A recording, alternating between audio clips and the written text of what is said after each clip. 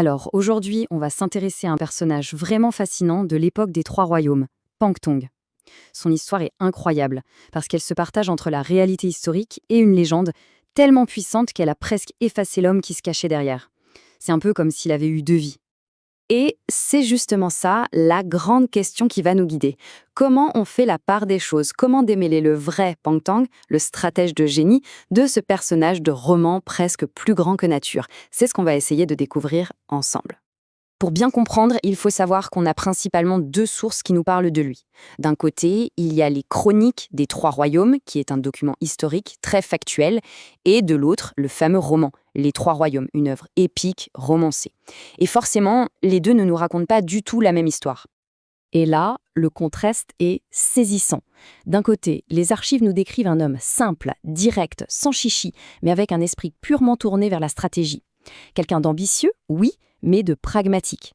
De l'autre côté, le roman en fait un personnage, disons, plus coloré. On le dit laid, arrogant, impatient et surtout dévoré par une jalousie féroce envers le grand Zhu Liang. On a vraiment deux portraits opposés. Alors, comment est-ce qu'il a percé? Eh bien, il faut savoir qu'au début, personne ne misait vraiment sur lui. Dans sa jeunesse, à cause de son apparence assez ordinaire, on le sous-estimait beaucoup. Mais lui, il savait ce qu'il valait. Il a donc décidé d'aller voir le plus grand dénicheur de talent de l'époque, un certain Sima Hui. Et là, la rencontre est entrée dans la légende. Ils ont discuté ensemble du matin jusqu'à la tombée de la nuit. À la fin, Sima Hui était complètement abasourdi par l'intelligence de Pangtong. C'est là qu'il a sorti cette phrase « la couronne des érudits ».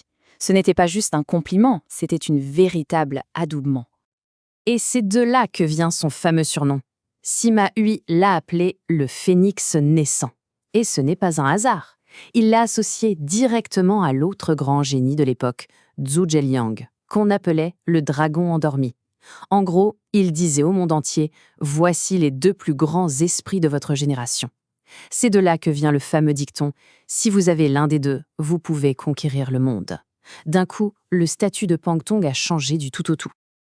Avec une telle réputation, forcément, les portes du pouvoir se sont ouvertes. Il a fini par rejoindre le seigneur de guerre Liu Bei, et c'est là qu'il a enfin eu la chance de montrer que tout ce qu'on disait de lui n'était pas que des mots, mais bien une réalité sur le champ de bataille. Il y a une anecdote géniale qui résume parfaitement le personnage, l'incident de Léyan. On lui donne un petit poste de magistrat de Provence, un truc administratif sans grand intérêt. Résultat, il ne fait rien pendant des mois. Le comté est en plein chaos. Juste avant de se faire virer, on le confronte, et là, en un seul après-midi, il règle toutes les affaires en retard. La preuve qu'il n'était pas paresseux, mais que les tâches subalternes l'ennuyaient à mourir. Son esprit était fait pour bien plus grand. Et ce plus grand, ça va être son chef-d'œuvre. Quand Liu Bei veut conquérir la province de Yi, il demande à Pangtong d'élaborer un plan. Et Pangtong ne lui en donne pas un, mais trois. Trois options, chacune avec un niveau de risque bien identifié, élevé, modéré ou faible. C'est ça qui est brillant. Le plan supérieur, c'était le qui tout double, une attaque surprise sur la capitale. Le plan inférieur, c'était la prudence absolue, on rentre et on attend. Et le plan médian, celui qui sera choisi, c'était un calcul intelligent entre la ruse et la force. Ça montre toute l'étendue de sa pensée stratégique, à la fois audacieuse et flexible. Mais son pragmatisme s'est parfois heurté aux valeurs de son seigneur.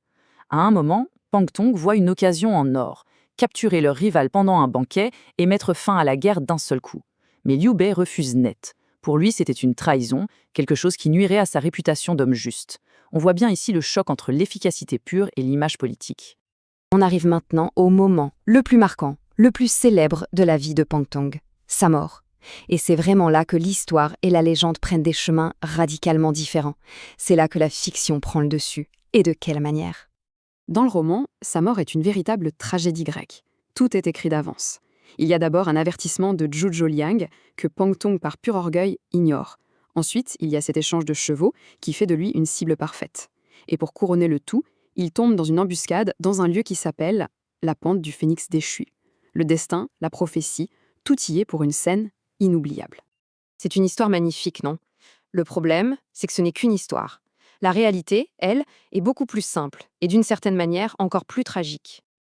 Historiquement, Pangtong est mort le combat en menant une charge contre le château de Luo. Il a été tué par une flèche perdue. C'est tout. Pas de présage, pas de cheval maudit, juste la réalité brutale et aléatoire de la guerre. Il n'avait que 35 ans. C'est ça la vraie tragédie, tout ce potentiel qui a été fauché en un instant. Alors la question qu'on doit se poser, c'est pourquoi ? Pourquoi est-ce que cette version romancée, complètement inventée, a totalement éclipsé la vérité ? Pourquoi on se souvient tous de la légende et si peu de l'homme ? Eh bien, la réponse, elle est purement narrative. Le roman Les Trois Royaumes a un héros stratégique principal, Zhuge Liang. Et pour qu'un héros soit vraiment grand, il a besoin d'un rival à sa hauteur.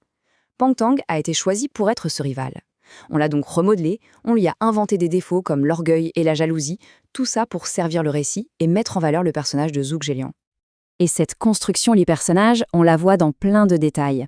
Son apparence prétendument laide, c'est une invention pour justifier pourquoi un autre seigneur, Sun Quan, ne l'aurait pas engagé. Le rôle clé qu'on lui donne à la célèbre bataille de la Falaise Rouge, c'est faux, mais ça permet de le mettre en concurrence directe avec Zhu Liayang. Et bien sûr, sa mort, qui est réécrite pour devenir une leçon de morale sur les dangers de l'orgueil. Finalement, l'histoire de Pang Tong nous lasse avec une question assez vertigineuse.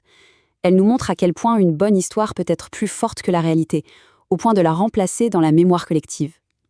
Alors, on peut se demander, quelle est la vie qui compte le plus ? Celle qu'on a réellement vécue ou celle que les autres racontent après notre mort ? C'est une question qui laisse à réfléchir.